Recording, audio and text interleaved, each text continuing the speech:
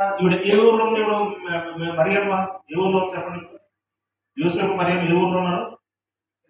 Bethlehem నజరేతులు ఉన్నారు. నజరేతు బెత్లెహేంకి ఎక్కడో Yusuf దగ్గర ఉంది, ఈ నజరేతులు ఉన్నారు.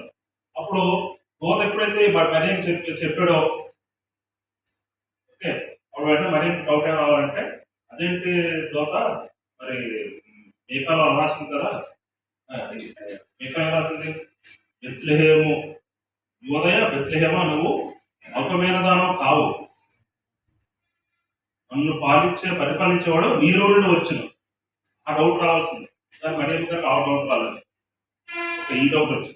దూత వచ్చి చెప్తాడు. చెప్పిన తర్వాత నీ బంధువైన ఎలిజబెత్ కూడా ధర్మం ధరించి ఉందని చెప్పి తెలియజేసి మొత్తానికి యేసు పేరు పెడతామని చెప్పి మరియంకి డైరెక్ట్ గా చెప్పాడు. గాబ్రియల్ యోసెఫ్కి దర్శనం చెప్పాడు. యోసెఫ్కి కళలో రాత్రి పడుకున్నప్పుడు ఆయన తెలియజేస్తాడు. సో ఈ విధంగా నేను చెప్తుంది ఏంటంటే, ప్రవచనాలు ఉంటాయి కానీ మనకి వెంటనే బోధపడవు, చాలా టైం పడుతుంది బోధపడేసరికి.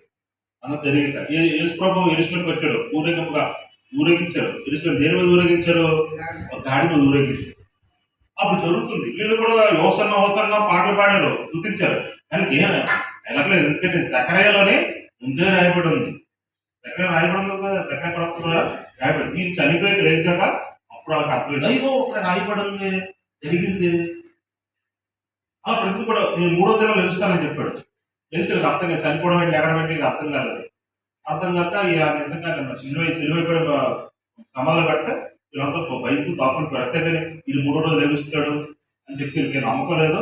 ఆయన చెప్పాడు కదా అని చెప్పి సతులు ఏమనుకున్నారు, శిష్యులు ఏమొచ్చి ఈ శవాన్ని మా మాయం చేసేస్తారు, మధ్యలో మాయం చేస్తే ఆయన లెగిసిపోయాడని చెప్పి ఒకరు పుట్టించేసి మోసం చేసేస్తారని చెప్పి శత్రువులు వాళ్ళు అలర్ట్ అయిపోయి వాళ్ళ సైన్యం పెట్టేసి ఎవరికి సమాధి దగ్గర శవానికి ఎవరన్నా సెక్యూరిటీ పెడతారో చెప్పండి.